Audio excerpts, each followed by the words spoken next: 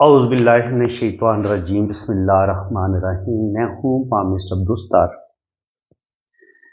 इससे पहले जो मैंने वीडियो बनाई है उसमें मैंने एक सवाल पूछा था आप लोगों से कि अगर ये जो आपको अंगूठा नज़र आ रहा है इस पे अगर ये बुदाई इस तरीके से बनी हुई है, दरमियान में तो आंख बनी हुई है लेकिन शुरू में भी हमें एक सीधी लाइन नज़र आ रही है, इस पर अभी एक लाइन नज़र आ रही है, तो इसको हम किस तरीके से पढ़ेंगे?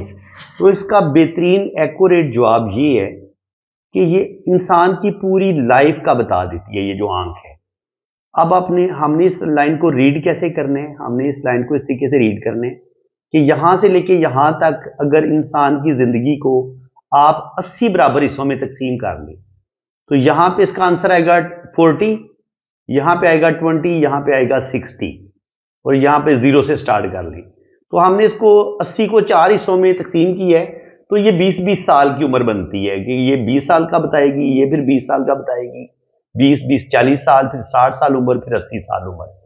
तो अब अगर आपके अंगूठे पे एक सीधी लाइन हो और आंख ना बने सीधी लाइन हो तो सीधी लाइन अंगूठे पे बिल्कुल अच्छी नहीं मानी जाती। ये बताती है कि ऐसे बंदे की जिंदगी में सख्त तरीन मुश्किलात आएंगी, टेंशनें आएंगी और ऐसा बंदा बहुत ज्यादा तकलीफें बर्दाश्त करेगा। इसको अपने रिश्तों से दुख मिलेंगे, धोखे मिलेंगे और खुद भी ये बंदा फेस रीडिंग सही नहीं कर पाएगा, यानी कि जिंदगी में गलत लोगों पर इतबार करेगा और गलत लोगों से धोखा खाएगा। लोग इसको अपने मतलब के लिए यूज करेंगे और इसको कोई भी चीज जिंदगी में आसानी के साथ नहीं मिलेगी, गुर्बत भी देखेगा और इसका जो टाइम होगा, जो जिंदगी भर ये बहुत ज्यादा मुश्किलों में इसकी लाइफ गुजरेगी। अब अगर यहां पर दो लाइनें हो, अब दो लाइनों का मतलब ये कि ये अब इस बंदे से बेहतर होगा जिसके हाथ में एक लाइन थी, अब इसके हाथ में दो लाइनें आ गई तो इसका मतलब ये कि स्ट्रगल मुश्किलात तो इस बंदे की जिंदगी में रहेंगी लेकिन रुपया पैसा इसके पास आता रहेगा, लेकिन रुपया पैसा इसके हाथ में ठहरेगा नहीं। अब मजीद अगर इस आंख को पढ़ना चाहें तो ये है कि ये अगर इस तरीके से खूबसूरत आंख बन रही हो तो ये आपको आसानियां देती है रुपये पैसे के लिहाज से। अल्लाह ताला आपको सिक्स सेंस आपकी बड़ी कमाल की होती है, फेस रीडिंग आप बड़ी अच्छी करते हैं, रूहानियत स्पिरिचुअलिटी आपके अंदर पाई जाती है, बुढ़ापा आपका बड़ा अच्छा होता है और आपको रिश्तों की सपोर्ट मिलती है, आपको कदम कदम पर अच्छे दोस्त मिलते हैं, अपने जो आपके खूनी रिश्ते होते हैं वो बड़े सपोर्टिव होते हैं, बड़े केयरिंग होते हैं, आपका ख्याल रखते हैं और फिर आप अपने रिश्तों की मदद से आप जिंदगी में तरक्की करते हैं। अल्लाह ताला आपको अरूज देता है और बुढ़ापा आपका बड़ा बेहतरीन होता है। अब अगर ये आंख शुरू में सीधी लाइन हो तो मैंने आपको बताया था कि यहां तक तकरीबन 25-30 साल उम्र बनती है, तो 30 साल की उम्र तक इसकी जिंदगी में मुश्किलात रहेंगी। आगे आंख बन रही है तो तकरीबन 55 तक ये बंदा ये फीमेल का पाम है, तो तकरीबन ये कह लें कि 30 साल की उम्र से लेके तकरीबन 60 साल की उम्र तक इस बंदे की जिंदगी में इनकी आसानियां आएंगी, मुश्किलात कम होंगी। बल्कि इसको थोड़ा बड़ा करके देख लेते हैं। अब यूं देख लें आप, यहां से लेके यहां तक तकरीबन तकरीबन 35 एज बन जाती है या 40 कर लें, क्योंकि हाफ तक तो बात चली जाती है। तो जिंदगी के जो पहले 40 साल होंगे वो मुश्किल होंगे, 40 के बाद आगे जो जिंदगी होगी वो तकरीबन 60 साल की उम्र तक तो जिंदगी में आसानियां रहेंगी, रुपया पैसा आएगा और उसके आगे फिर जिंदगी में मुश्किलात आना शुरू हो जाएंगी। तो यानी कि इसको आंख को पढ़ने का बेहतरीन तरीकाकार यही है कि अगर आंख शुरू में खूबसूरत बन रही हो और आगे लाइन चलना शुरू हो जाए तो इसका मतलब यह कि शुरू की जिंदगी आपकी बड़ी बेहतरीन होगी, 40-50 साल की उम्र तक रुपया पैसा आपके पास रहेगा और आगे फिर आपकी जिंदगी ज्यादा मुश्किलात का शिकार हो जाएगी। इसको हम इस तरीके से पढ़ेंगे। और अगर शुरू में लाइन हो, एंड पे आंख बनी हो, तो फिर इंसान की जो शुरू की जिंदगी होगी वो मुश्किल होगी और आगे चल के उसकी जिंदगी में आसानियां आएंगी। तो यानी कि ये एक ऐसा पैरामीटर है, एक ऐसा पैमाना है जिससे हम अंगूठे से ही बंदे की जिंदगी के बारे में अंदाजा लगा लेते हैं कि ये बंदे की जिंदगी में किस कदर आसानियां आएंगी, किस कदर मुश्किलें आएंगी, किस कदर इसकी जिंदगी तकलीफ भी होगी या बहुत ज्यादा इसको खुशियां आसानियां मिलेंगी। यानी कि ये किसी रिच बंदे का हाथ देख रहे हैं या एक ऐसे बंदे का हाथ देख रहे हैं कि जिसकी जिंदगी में मुश्किलात भी आएंगी लेकिन बाद में इसको अच्छा टाइम भी अल्लाह ताला दिखाएगा, उसके पास दौलत भी आएगी। तो इसका बहुत सारे लोग अभी आंसर दे रहे हैं। तो अभी तो इंशाल्लाह ताला जिन लोगों का बिल्कुल, जिन लोगों ने ये जो मैंने अभी बताया है करेक्ट आंसर दिया है, तो वो अपना नाम और डेट ऑफ बर्थ वो तकरीबन मुझे दे देंगे, तो उनके बारी बारी फिर उनके हाथ में हम कोई ना कोई जब भी मौका मिलेगा तो उनके हाथ पे उनके लोशो पर चार्ट, उनकी डेट ऑफ बर्थ के मुताबिक मैं बनाऊंगा और उनकी कुंडली और जायके को भी मैं डिस्कस करूंगा। तो आज इस सवाल का थोड़ा सा बिल्कुल परफेक्ट जवाब तो नहीं दे पाई। आयशा नाम है, कराची की हैं वो। तो मैंने सोचा कि उनका सवाल था कि सर मैं सिर्फ और सिर्फ शादी के बारे में जानना चाहती हूँ। तो बिल्कुल जनाब, आपकी शादी के बारे में मैं आज ही आपको बताऊंगा। अभी फर्स्ट इनाम एक किस्म का आपको दे दिया गया है, बाकी आपसे ज़्यादा परफेक्ट भी नीचे एक साहब मौजूद थे, मैं अभी उनका नाम नहीं मेरे जहन में आ रहा, शायद इल्ताफ नाम है या क्या नाम है, उन्होंने बिल्कुल सही बताया था। सर आप सुन रहे हैं मेरी बात? जिस बंदे ने ये कमेंट्स पढ़ सकते हैं आप इसी वीडियो के नीचे, जो इससे पहले मैं वीडियो अपलोड कर चुका हूं जिसमें मैंने सवाल पूछा था, तो उसमें एक बंदे ने बड़ा परफेक्ट बताया था कि ये जो फीमेल है इनकी शुरू की जिंदगी बहुत ज्यादा मुश्किल में होगी। जिंदगी के पहले 30-35 साल ये मुश्किल देखेंगी और उसके बाद अल्लाह ताला इनको आसानियां देगा और उसके बाद अल्लाह का करम होगा इन पे, और ओल्ड एज में भी जाके कुछ ना कुछ मुश्किलें इनको आएंगी।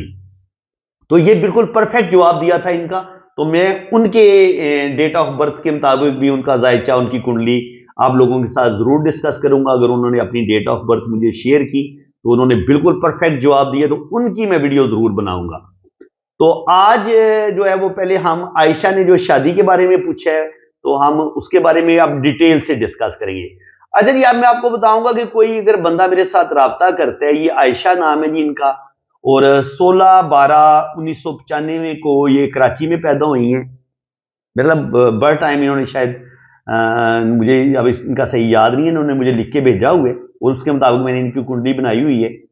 तो ये मैंने इनका लोशोबर चार्ट बनाया है। तो लोशोबर चार्ट में देख लेते हैं कि जो खालस डेट ऑफ बर्थ है ना इनकी, उसके मुताबिक तो हमें इन्हें सिर्फ ये वाले नंबर मिले हैं, यानी कि इनकी डेट ऑफ बर्थ में 1 नंबर 2 दफा आया है, नंबर 2 इनको मिला है, 6 मिला है, 5 मिला है और 99 मिला है, और 3, 4, 7 और 8 ये नंबर मिस है, यानी कि जुपिटर भी मिस है, उसके बाद राहु भी मिस है, उसके बाद केतु भी मिस है और सैटर्न भी मिस है।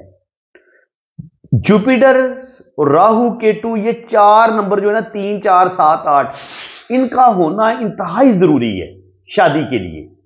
शादी के लिए 2 नंबर और भी हैं, 2 नंबर, 6 नंबर और 5 नंबर। इन नंबर्स की भी अपनी जगह पे अहमियत है। ये नंबर तो इनके पास थे, लेकिन इनका जो था ना, कह लें कि ये वाला जो प्लान है ये बिल्कुल इनका खाली है। ठीक है, तो 4 नंबर के मिस होने से क्या होता है, ये नंबर राहु के, तो ये इतनी डिप्लोमेटिक नहीं है, जल्दी गुस्से में आ जाएंगी, जो मुंह में आएगा बोल देंगी, अपना काम खराब कर लेंगी, या अपनी जिद इनको प्यारी होगी, अपनी ईगो इनको प्यारी होगी, अपनी फीलिंग्स को अपने दिल के अंदर रखेंगी, तो ये चीज इनके रिलेशन को ब्रेक कर देगी, इनकी शादी नहीं चल पाएगी। ठीक है जी, 4 नंबर इनके पास नहीं है, तो इनको कंप्रोमाइज करना पड़ेगा, अपने आप को बदलना पड़ेगा, अपने अंदर एक चेंज लेके आना पड़ेगा, फेस रीडिंग बड़ी अच्छी करनी पड़ेगी, लोगों के साथ डीलिंग बड़ी अच्छी करनी पड़ेगी, लोगों की साइकी के मुताबिक लोगों को हैंडल करना पड़ेगा, और बड़ा अच्छे तरीके से सियासत से काम लेते हुए सारे रिश्तों को साथ लेके चलना पड़ेगा। ठीक है ना? तो जब 4 नंबर मिस हो जाता है बंदे का, तो बंदा लोगों के साथ जो एक रिलेशन होते हैं उनको खराब कर लेता है ना। ऐसे लोग बिजनेस में कामयाब होते हैं, बिजनेस में ये अपनी सारी रकम जाया कर देते हैं, जो कुछ इनके पास जमा होता है वो इनकी जमा पूंजी डूब जाती है। और जब आपके पास नंबर 3 होता है मुश्तरी का, मुश्तरी आपको सूझबूझ भी देता है, प्लानिंग भी देता है, और ये रिश्तों की सपोर्ट भी देता है। तो जब नंबर 3 आपके पास मिस हो जाता है, तो इसका मतलब ये है कि नंबर 3 से हम ससुराल वालों के जो रिलेशन होंगे उनको भी देखेंगे। अब इनके पास नंबर 3 है ही कोई नहीं है, तो इसका मतलब ये है कि जहां पे भी इनकी शादी होगी, ससुराल वालों का साथ तो इनको नहीं मिलेगा, हस्बैंड का साथ भी, जब ससुराल वालों का सही साथ नहीं मिलना तो हस्बैंड का भी साथ नहीं मिल पाएगा, क्योंकि 4 नंबर भी इनके पास नहीं है। ये अपने शोहर को काबू नहीं कर पाएंगी। 4 होगा तो अपने शोहर को काबू करेंगी ना, शोहर की साइकी के मुताबिक उसको अच्छे तरीके से हैंडल कर पाएंगी, रीड कर पाएंगी, उसकी कोई इनकी अच्छी अंडरस्टैंडिंग बनाने में कामयाब होंगी। तो 4 वो जो दिमाग की तेजी चलाकी होती है वो इनके पास बिल्कुल कोई नहीं है, स्ट्रेट फॉरवर्ड है, मुंह फाटे हैं, और जो भी मुंह में आएगा वो बोल देंगी, या अपनी जिद और ईगो के साथ प्यार करेंगी, तो इनका काम खराब हो जाएगा। अब 3 नंबर नहीं है तो अपने रिलेशन खराब करेंगी, अपनी शादी खराब करेंगी। 8 नंबर नहीं है तो 8 नंबर होता है सैटर्न का। सैटर्न किसी भी चीज को मुकम्मल करने के लिए, आपकी ख्वाहिशात को मुकम्मल करने के लिए 8 नंबर का होना बड़ा जरूरी है। 8 एक दफा आपके लोशों में लाजमी आना चाहिए। 8 होगा तो आपकी शादी कामयाब होगी। 8 नंबर आपके पास होगा तो आपकी गवर्नमेंट जॉब होगी। 8 नंबर आपके पास होगा तो आपकी सारी ख्वाहिशें पूरी होंगी। अगर 8 नंबर ही आपके पास नहीं है तो आपके पास जॉब कोई नहीं होगी। अगर जॉब होगी तो जॉब आपकी बदलती रहेगी।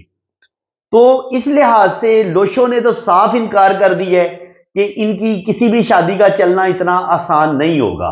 अगर चलेगी बड़ी मुश्किल से चलेगी। अब जनाब आगे चलते हैं। अब हमें देखें, ये मेरी रीडिंग का एक तरीकाकार है। रीडिंग मैं पहले बंदे का लोशो पर चार्ट बनाता हूं। वहां पे मुझे एक ये चीज मिली कि इसकी शादी में मसले प्रॉब्लम आयशा के आ जाएंगे। हम इनकी बाकी लाइफ को ज्यादा डिस्कस नहीं करेंगे क्योंकि इन्होंने शादी का पूछा है, तो हम इनकी शादी को ही डिस्कस करेंगे। अब यहां पे कुंडली पे आ जाए। कुंडली पे इनके फर्स्ट घर का मालिक है ये है मार्स, और मार्स जो है वो डेबिलिटेड है, नीच का बैठा हुआ है 27 डिग्री पे। जो लोग एस्ट्रोलॉजी को समझते हैं वो मेरी इस लैंग्वेज को अच्छे तरीके से समझ पाएंगे। और फर्स्ट घर में केतु और राहु कभी भी अच्छे नहीं मानेंगे, ये किसी भी शादी को नहीं चलने देते।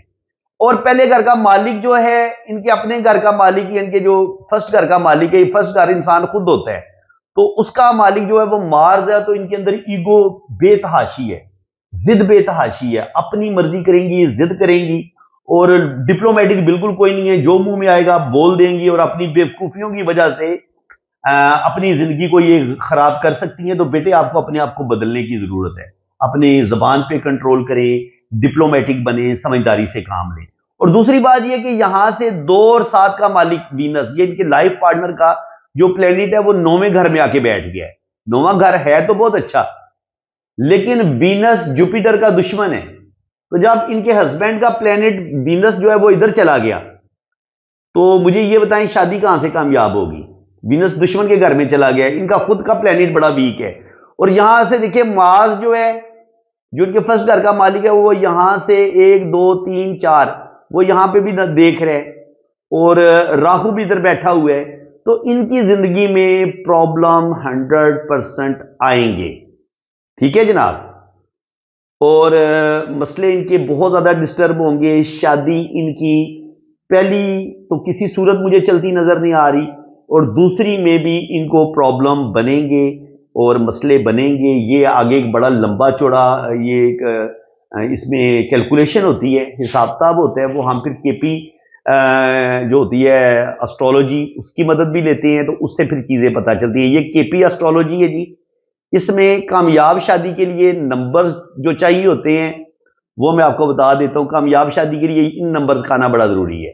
2 5 7 9 11। 11 जो है खाना है, 11वां घर जो है ये ख्वाहिशात की तकमील का है। 9वां खाना जो है वो 9वां घर ये किस्मत का है। 7th हाउस आपकी वाइफ का, आपके लाइफ पार्टनर का है। 5 नंबर जो घर है ये आपकी लव मैरिज करवाता है, और नंबर 2 आपकी फैमिली का घर होता है। तो अगर तो ये नंबर आपके पूरे आ जाते हैं, जब हम आपका जो होता है ना 7th हाउस का, जब कस्पर लॉर्ड की हम कैलकुलेशन करते हैं, ये केपी एस्ट्रोलॉजी वाले इस चीज को अच्छे तरीके से समझते हैं, तो उधर से हम लव मैरिज का भी अंदाजा लगा लेते हैं। और अगर आपका 2 5 7 9 11 आए तो आपकी लव के चांस होते हैं। और अगर आपका 2 6 7 9 10 11 आए तो फिर क्या होगा कि आपकी, अब यहां पे 5 नहीं आ रहा, 5 लव मैरिज करवाता है, 5 की जगह 6 आ गया, लेकिन बाकी सारे नंबर आ रहे हैं, तो फिर आपकी अरेंज मैरिज होगी। तो एस्ट्रोलॉजी आपको बताती है कि आपकी शादी लव मैरिज होगी या अरेंज होगी। हाथ की लकीरों से इतना नहीं पता चलता, समझ में आई है बात। लेकिन एस्ट्रोलॉजी में आपके जो प्लेनेट है वो आपका 100% सही बता देते हैं। तो देखिए यहां पे नंबर 2 इनकी फैमिली का आ गया, 7 नंबर ये बता रहा है, 7 इनके लाइफ पार्टनर का हो गया, और 9 नंबर ये हो गया कि इनकी किस्मत का। तो जो इनका जो स्टार लॉर्ड है वो वीनस है, वो कह रहे हैं कि इनकी शादी हो जाएगी। अब इसने तो यही बताया है कि इनकी शादी हो जाएगी। अब इनका जो नक्षत्र लॉर्ड है वो राहु है। अब राहु ये तय करेगा कि फिर ये जो शादी तो हो रही है ये किस हिसाब से हो रही है। तो यहां पे आ गया 1 आ गया, 2 आ गया, 7 आ गया, 9 आ गया। तो नक्षत्र लॉर्ड राहु भी ये कह रहे हैं कि शादी हो जाएगी। ठीक है जी, इसने भी इनकार नहीं किया। लेकिन फाइनल जो साइन करने होते हैं वो करने होते हैं सब लॉर्ड ने। सब लॉर्ड इनको जुपिटर मिला है, तो 3 4 6 और 8 ये तलाक के और परेशानियों के और टेंशनों के घर हैं, और 12वां भी। तो 6 8 12 और 7 11 जो होता है ये ख्वाहिशात की तकमील का घर होता है, लेकिन 11 के बजाय इनका 10 आ गया है।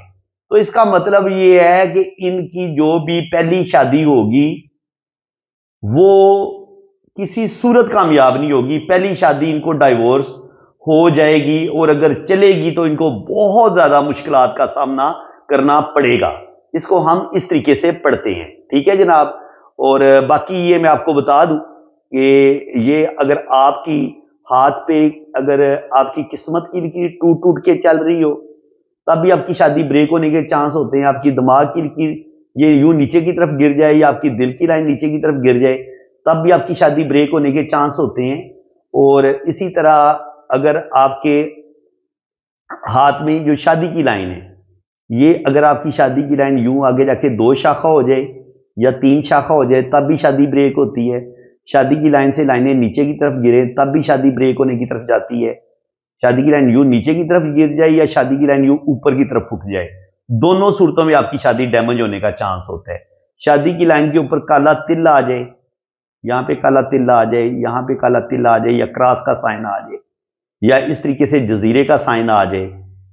जजीरा इस तरह बनता है, ये आप समझ लें इस तरीके से। तो शादी की लाइन में अगर ये जजीरा बने, शुरू में जजीरा बने, तो ये आपकी शादी को तोड़ देता है। शादी की लाइन के शुरू में इस तरीके से दब्बासा बन जाए, ये भी शादी को तोड़ देता है। तो आयशा सिस्टर, ये आप ना अपने हाथ में देखेंगी तो आपकी किस्मत की लाइन भी टूटी टूटी होगी, और आपकी शादी की जो लाइन है वो भी आपकी डिस्टर्ब हो सकती है। शादी की लाइन आपकी यूं ब्रेक होगी।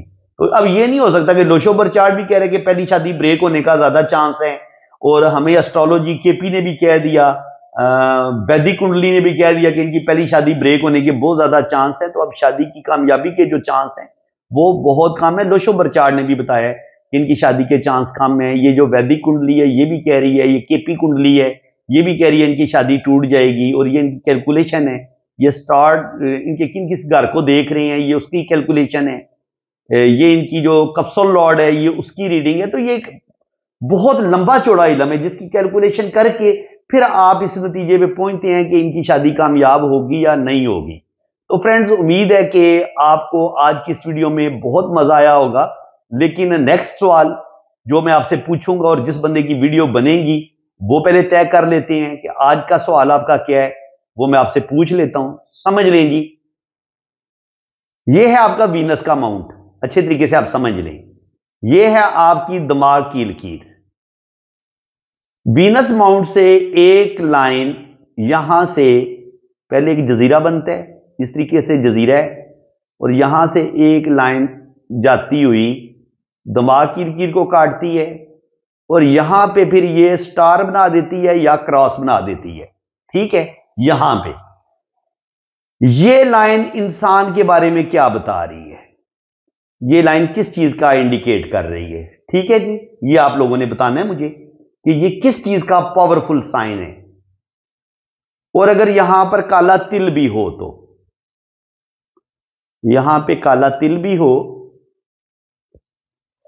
ये किस चीज का साइन हो सकता है। यहां पे भी काला तिल हो सकता है, यहां पे भी काला तिल हो सकता है, और यहां पे भी काला तिल हो सकता है। ठीक है, तो इनका बता दें कि ये जो असल सवाल ये कि ये लाइन, ये जो शुरू में जजीरा बना हुआ है और जहां पे दिमाग की लाइन काट रही है, यहां पे क्रॉस का साइन हो या स्टार का साइन हो, ये क्या बताता है। ये बंदा जो इसका बिल्कुल ठीक जवाब देगा तो वो अपनी डेट ऑफ बर्थ भी शेयर कर दे, टाइम ऑफ बर्थ भी शेयर कर दे, तो और अपनी जिंदगी के बारे में जो सवाल वो पूछना चाहता है तो उसका मैं जनाब वैदिक कुंडली भी बनाऊंगा और उसका लोशोबर चार्ट भी बनेगा। और अब ये मैंने चीज ये झगड़ा खत्म कर दिया कि सर मेरा हाथ फ्री रीड करे। अब मेरे इन सवालों का जवाब वही बंदा दे पाएगा जिसने मेरे चैनल पे, मैं तकरीबन 2000 के करीब वीडियो अपलोड कर चुका हूं। जो ये 2000 वीडियो मुकम्मल देख चुके हैं तो वो इस सवाल का जवाब बड़ी आसानी के साथ दे देगा। लेकिन जिसने पहली दफा मेरे चैनल पे आया उसके लिए जवाब देना इतना आसान नहीं होगा। तो उसको लिए जरूरी है कि आप मेरा चैनल सब्सक्राइब करें और मेरे चैनल पे आप वीडियो देखना शुरू करें। एक कॉपी, एक रजिस्टर आप अपने पास रख लें और जो जो पॉइंट्स आपको मिलते जाएंगे, आपने पामिस्ट्री की किताब खुद लिखनी है। यानी कि मेरी जो मैंने चैनल पे वीडियोस अपलोड किए ना, उनको देख देख के आपने, हर बंदे ने अपनी किताब खुद तैयार कर लेनी है। वो यकीन करें कि आपके पास कम से कम 2 या 3 रजिस्टर आपके पास होंगे, तब जाके मैं इतना इल्म शेयर कर चुका हूं, तब जाके आप मेरी चैनल की 2000 वीडियो को आप लिख पाएंगे। इतना आसान नहीं होगा, मेहनत करनी पड़ेगी। तो जाहिर है कोई भी चीज आसानी के साथ नहीं मिलती, मेहनत करने के बाद ही मिलती है। तो इंशाल्लाह ताला बिल्कुल जनाब आपका जायचा बनेगा, आपकी कुंडली बनेगी, आपका लोशोबर चार्ट बनेगा, अगर आप इस सवाल का बिल्कुल जवाब देंगे। और जवाब तो उसी ने देना है ना जिसने पूरी वीडियो देखनी है। 20 मिनट तक जो मेरी वीडियो मसलसल देखता आ रहा है, स्किप नहीं कर रहा, उसी को पता चलेगा कि मैंने शुरू में सारा क्या बताया है और आखिर में मैं क्या सवाल पूछ रहा हूं, वही सही जवाब दे पाएगा ना। अब लोग करते देखते करते क्या, स्किप कर करके वीडियो देखते हैं, कुछ भी नहीं पल्ले पड़ता उनके। तो जब भी आप मेरे चैनल की वीडियो देखें, सबसे पहले वीडियो को लाइक कर दिया करें, और जो पहली दफा मेरे चैनल पे आए हैं वो चैनल को सब्सक्राइब लाजमी कर लें। जो पहले सब्सक्राइब कर चुके हैं उनका मैं दिल से मशकूर हूं। आप लोगों का शुक्रिया अदा करता हूं कि आप लोग मेरी सपोर्ट कर रहे हैं। बाकी इंशाल्लाह ताला मैं आपको इसी तरीके से ये पामिस्ट्री सिखाता रहूंगा और आप सीखते रहेंगे। और वादा था मेरा आपसे कि हर दफा ना मैं आपके लिए कोई ना कोई खूबसूरत शायरी जो है ना, वो मैं आप लोगों के साथ जरूर शेयर करूंगा। तो आज की जो खूबसूरत शायरी है वो मैं आपके नाम कर देता हूं, अपने तमाम सुनने वालों के नाम, कि उड़ जाएंगे तस्वीर के रंगों की तरह हैं, हम वक्त की टहनी पे परिंदों की तरह हैं, तुम शाख पे खिलते हुए फूलों की तरह हो, हम रेत पे लिखे हुए हरफों की तरह हैं, एक उम्र तरसते हैं किसी एक खुशी को, हम लोग भी बंजर जमीनों की तरह हैं, तारीख के धारे पे एक उम्र से मोहसन, हम स्कूल से भागे हुए बच्चों की तरह हैं, दुनिया के लिए कुछ भी सही, तेरे लिए हम मुखलिस किसी माँ की दुआओं की तरह हैं। थैंक यू सो मच जी। अल्लाह ताला आपको खुशो खुरम रखे। अगर शायरी अच्छी लगी है तो कमेंट बॉक्स में ज़रूर बताएं, और आप इस सवाल का जवाब ज़रूर दें, और बताएं आपको कितना मज़ा आ रहा है मेरी वीडियो देख के। और अगर मज़ा आ रहा है तो चैनल को सब्सक्राइब भी कर लें, बेल आइकन पे भी क्लिक कर दें, और इस वीडियो को लाइक भी करें और अपने प्यारों को शेयर भी करें। तो बाकी जिन लोगों ने अपना हाथ रीड करवाना है वो मेरे इसी नंबर पर रब्ता करें। आपका जायचा भी बनेगा, आपकी जन्म कुंडली भी बनेगी, बर्थ चार्ट भी बनेगा। बाकी चार्जेस हैं वो जब आप रीडिंग के लिए रब्ता करेंगे तो चार्जेस आपको बता दिए जाएंगे। और लेकिन यह कि इंशाल्लाह ताला आपको बड़ी एक्यूरेट रीडिंग दी जाएगी। आपका लोशोबर चार्ट भी बनाया जाएगा, वहां की रीडिंग आपको सेंड की जाएगी, आपके हाथों की लाइनें क्या कह रही हैं वो रीडिंग आपको सेंड की जाएगी। और इसके अलावा आपकी जन्म कुंडली जो जो इन अलूम की मदर है, एस्ट्रोलॉजी, ठीक है जी, जो बर्थ चार्ट होता है जिसको हम जन्म कुंडली इंडियन कहते हैं, तो वो भी आपकी बनेगी। और उसमें तो फिर वो कुंडली तो आपकी पूरी लाइफ को, अपने जो आपके माँ बाप हैं उनकी लाइफ को, आपके तमाम खानदान को वो कुंडली आपकी खोल के रख देती है। तो बिल्कुल जनाब आपको हर चीज़ बड़ी डिटेल के साथ बताई जाएगी। अल्लाह ताला आपको खुश खुरम रखे, अपनी हिफाजत में रखे। आमीन सुम्मा आमीन। अल्लाह हाफिज।